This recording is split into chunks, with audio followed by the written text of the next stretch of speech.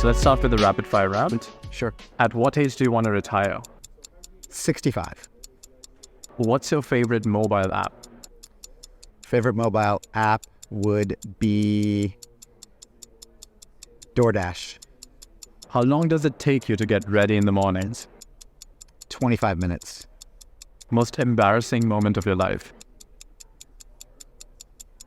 I wet my pants in the 4th grade. Mountains or beaches? Beaches. What's the most useful mobile feature you can't live without? Maps. Favorite color? Black. What time of day are you most inspired? Evening. Fill in the blank. An upcoming marketing trend is blank. Upcoming marketing trend is Web3. The city in which the best kiss of your life happened. City in which the best kiss of my life happened would probably have to be San Francisco. Okay. Pick one, Android or Apple. Android. The biggest mistake of your career. Biggest mistake of my career, trusting my boss. Okay. How do you relax? I Peloton. How many cups of coffee do you drink per day? I don't drink coffee. A habit of yours that you hate. Habit of mine that I hate, Twitch. The most valuable skill you've learned in life. Empathy. Cities or countrysides? Cities. And the last one is your favorite Netflix show. Favorite Netflix show right now would have to be... Oh, and it breaks a lot. Let's see. Or you can go Amazon Prime or any other shows. Any other streaming show? Yeah. Last of Us. There you go. Everyone says that. All right. That's the end of the rapid fire round. Okay. Now we'll go on to the bigger questions. You had a question? No. Okay. Good. You're the only person who answered Android till now. I'm sure. That's why I did it. Okay. So the first one is, how do you balance the need for innovation with the need to stay within budget and meet revenue targets? That's a great question. Actually, digital toolsets are both allowing for my team to innovate while driving efficiencies and actually helping us lower our overall costs so that we can actually do more. So the cost of innovation or the price of innovation should not come at the expense of spend. I think the actual innovation should drive more efficiencies and enable you to do more with what you have. And where are the areas where you feel in your company that innovation is not doing well as compared to spend? Well, that's great. Well, we're catching up in reimagining our MarTech stack. And that's something that we've just invested in. We just announced with Adobe that we are going to be implementing the full Adobe suite of the Experience Cloud, along with the Creative Cloud. So we've been playing catch up on the MarTech stack, and our digital customer journey has been far behind benchmark for quite a number of years, but we are working really hard to change that. Can you share a time when you had to make a difficult decision that impacted the marketing strategy of a product or service? And how did you approach the situation, and what was the outcome?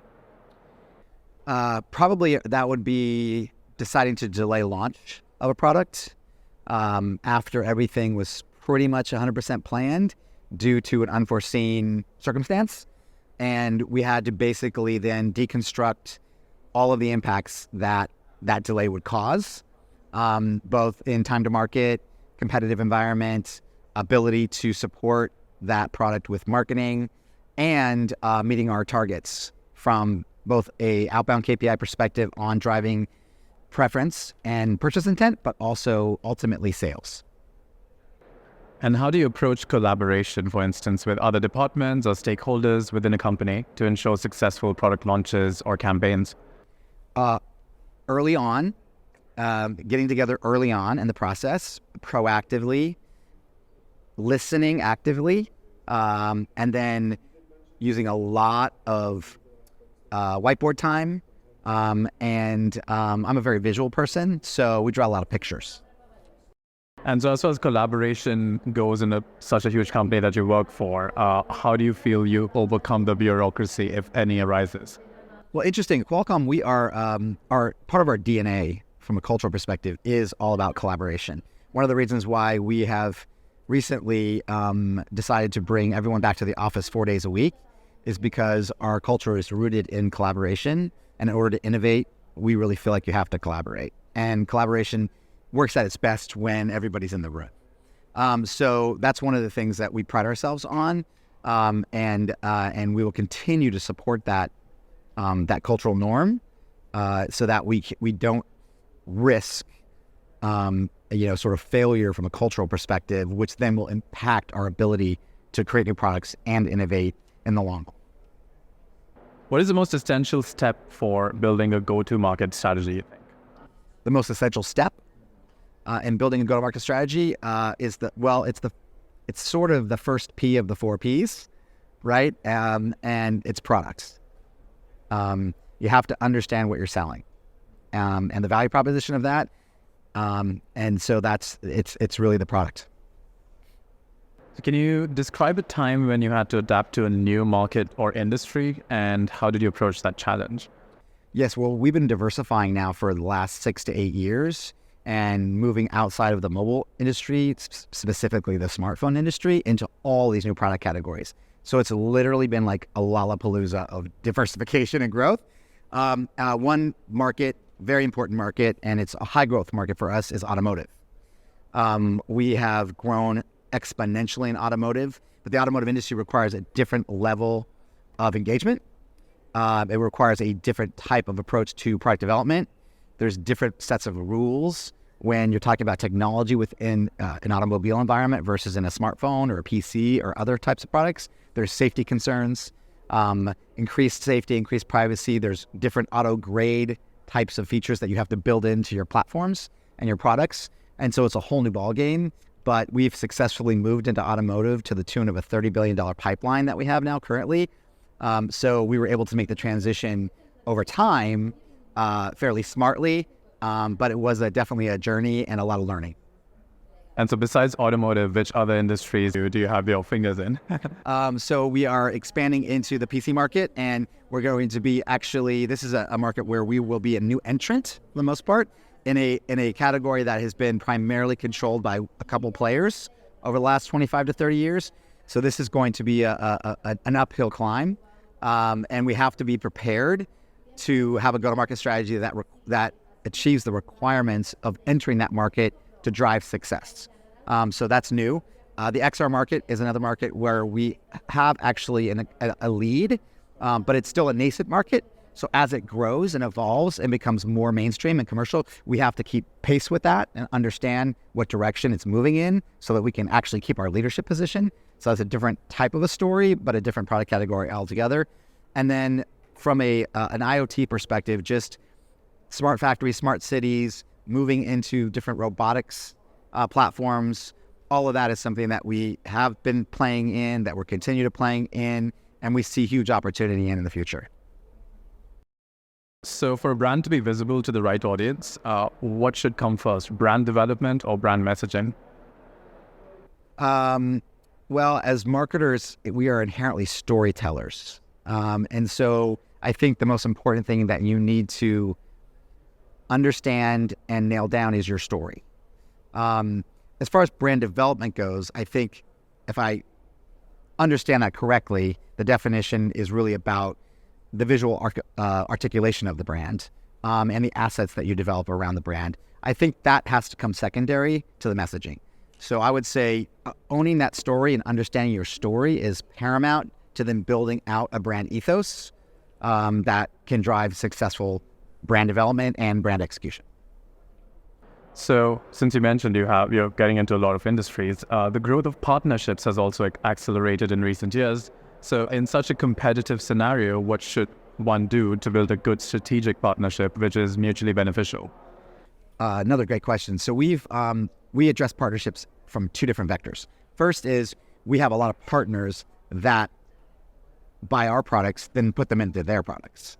And I have the unique pleasure of working with some of the world's most iconic brands, from Louis Vuitton to Cadillac to Samsung to Lenovo to Oculus, or now Meta, Quest, etc. And so through those partnerships, we do a lot of co-marketing, a lot of partner marketing, where telling our story helps our partner tell their story, especially when it comes to brands like Louis Vuitton, for example. That's a luxury brand, but moving into technology by launching products like smartwatches and smart speakers, we bring them credibility to that space.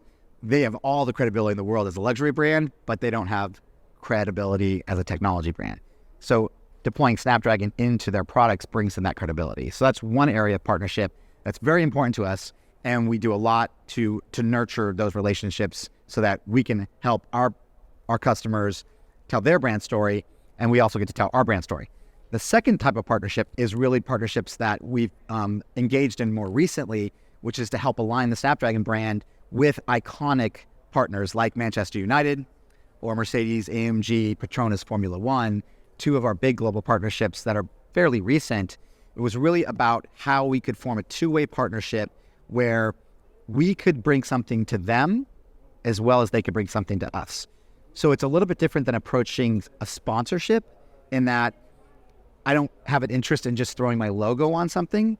I really want to have a two-way partnership where our technology can help improve their franchise and their franchise can help me reach my goals as far as awareness, preference, or purchase intent for my brand. And so we've approached all of our partnerships like that, and this win-win sort of two-way sort of approach, and it's worked really, really well. And we're really excited about the work that we're doing with both Manchester United, Mercedes, AMG, Petronas, and others sort of that are coming down the line. And is there any work in a non-partnership sphere that is also equally exciting? In a non-partnership sphere, let's see. Well, we're doing a lot on our own. And one of the things that we embarked upon about 2 years ago was building community as part of the marketing mix for Snapdragon. We didn't know how it was going to go. We knew there were conversations going on in social media around Snapdragon, on Reddit and on Twitter, and in different forums, but we didn't know if we could harness those conversations into more of a community. They were sort of out there in the wild. So we launched Snapdragon Insiders, which is our global community, about a little less than 2 years ago. And in a little less than 2 years, we have 8.4 million Snapdragon Insiders globally.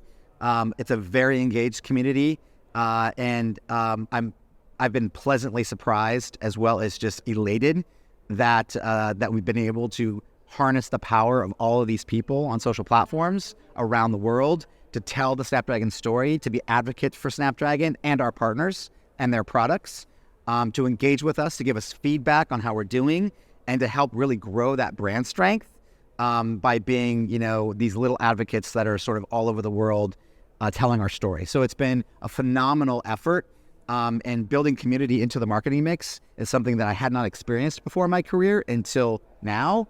And so it's an exciting sort of new adventure. And what different channels is the community on, or is it hosted singularly? It's actually, we approach community where we have to be where people already are. So the community is live and vibrant on Twitter, Instagram, Discord, TikTok, Weibo, Daoyang, Bilibili, and WeChat. Okay. So in today's fast-paced world, businesses need to reach their customers where they are. Do you think that multi-channel marketing will be beneficial in helping businesses do this?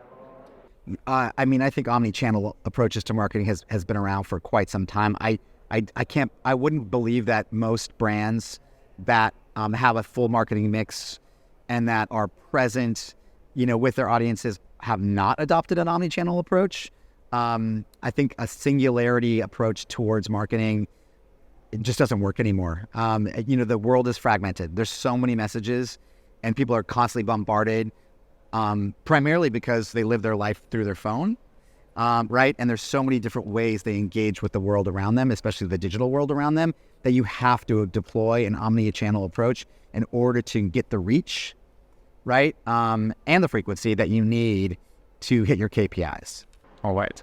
So the last question is of a personal kind. What would you be doing in your life if not this right now?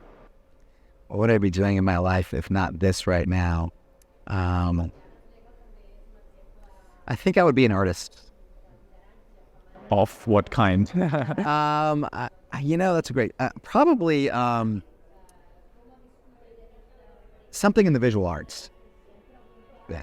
I don't know, photography or graphic design, but definitely the visual arts.